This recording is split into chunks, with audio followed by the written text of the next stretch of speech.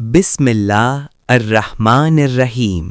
اعمال شب اول ماہ رمضان۔ شب اول اس رات میں چند اعمال ہیں۔ 1.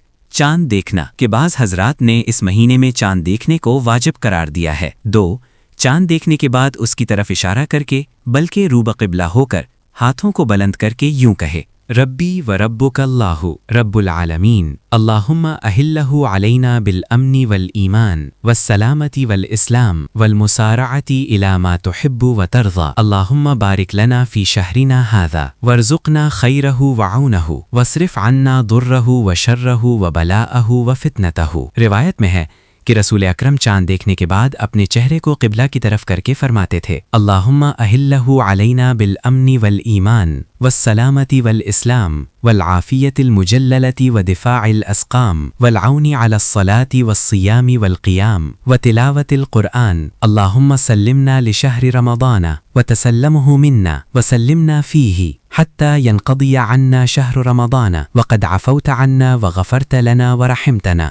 امام جعفر صادق علیہ السلام سے نقل کیا گیا ہے کہ جب چاند دیکھے تو اس طرح کہے: اللہم قد حضر شہر رمضان وقد افترست علینا صیامہ وانزلت فیہ القرآن ہدی للناس وبینات من الہدی والفرقان اللہم اعنا علی صیامہ وتقبلہ منا وسلمنا فیہ وسلمنا منہ وسلمہ لنا فی یسر منک وعافیت انک علی کل شیء قدیر یا رحمن یا رحیم۔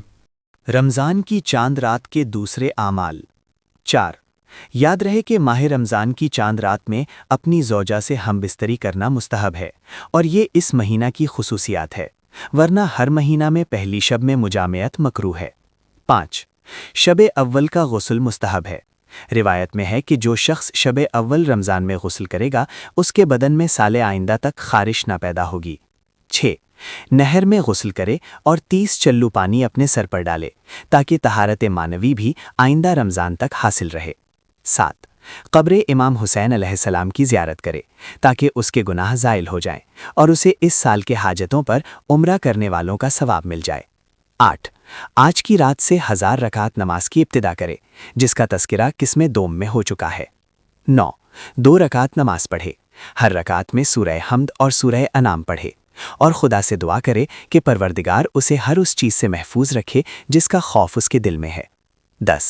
دعا: اللہم انا ھذا الشہر المبارک الذی انزل فیہ القرآن پڑھے جس کا ذکر شب آخر شعبان میں ہو چکا۔ 11.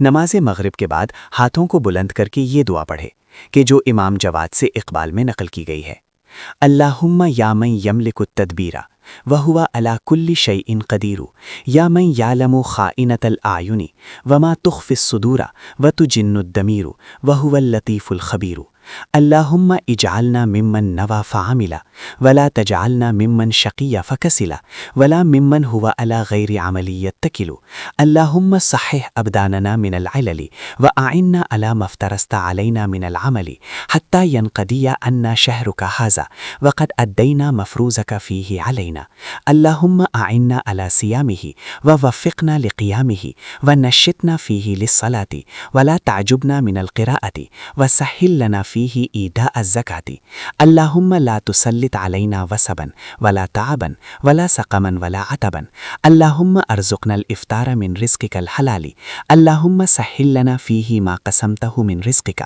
ویسر ما قدرته من امرک واجعله حلالا طیبا نقیا من الآثام خالصا من الآثار والاجرام اللہم لا تطعمنا الا طیبا غیر خبیث ولا حرام واجعل رزقک لنا حلالا لا یشوبه دنس ولا اسقام یا من علمه بالسر كعلمه بالاعلان یا متفضلا على عباده بالاحسان یا من هو على كل شيء قدیر وبكل شيء علیم خبیر الہمنا اکرک وجنبنا اسرک وانلنا یسرک واہدنا للرشاد ووفقنا للسداد وعصمنا من البلایا وسننا من الاوزار والخطایا یا من لا یغفر عظیم الذنوب غیره ولا یکشف السوء الا هو یا ارحم الراحمین واکرم الاکرمین صلی علی محمد واہل بیتہ الطیبین وجعل صیامنا مقبولا وبالبر والتقوى موصولا وكذلك فجعل سعینا مشکورا وقیامنا مبرورا وقرآننا مرفوعا ودعاءنا مسموعا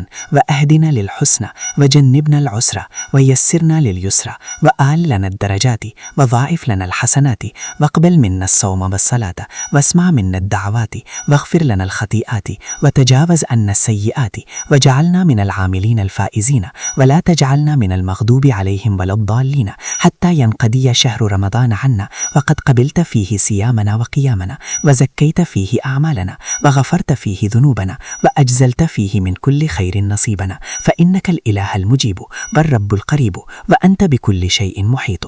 19 جب ماہ رمضان شروع ہو تو بہتر یہ ہے کہ زیادہ سے زیادہ تلاوت قرآن کرے، اور امام صادق علیہ السلام سے منقول ہے کہ آپ تلاوت شروع کرنے سے پہلے یہ دعا پڑھا کرتے تھے: اللہم انی اشہد ان ھذا کتابک المنزل من عندک علی رسولک محمد ابن عبد اللہ صلی اللہ علیہ وآلہ وکلامک الناطق علی لسان نبیک جعلتہ حابیا منک الی خلقک وحبلا متصلا فیما بینک وبین عبادک اللہم انی نشرت عہدک وکتابک اللہم فاجعل نظری فیہ عبادتا وقراءتی فیہ فکرا وفکری فیہ اعتبارا واجعلنی ممن اتعظ ببیان مواعظک فیہ واجتنب معاصیک ولا تطبع عند قراءتی علی سمعی ولا تجعل على بصری بشاوة ولا تجعل قراءتی قراءة لا تدبر فیہا بل اجعلنی اتدبر آیاته واحکامه آخذا بشرائع دینک ولا تجعل نظری فیہ غفلة ولا قراءتی حذرا انک انت الرؤوف الرحیم۔